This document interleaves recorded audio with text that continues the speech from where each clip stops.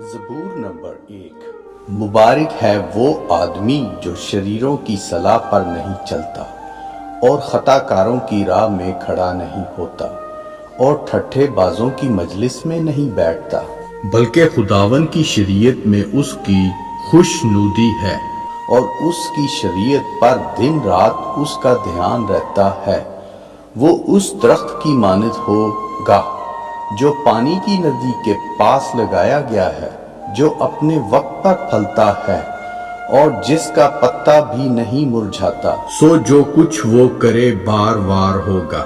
شریر ایسا نہیں بلکہ وہ بھوسے کی مانند ہے جسے ہوا اڑا لے جاتی ہے۔ اس لیے شریر عدالت میں قائم نہ رہیں گے، نہ خطا کار صادقوں کی جماعت میں، کیونکہ خداوند صادقوں کی راہ جانتا ہے پر شریروں کی راہ نابود ہو جائے گی۔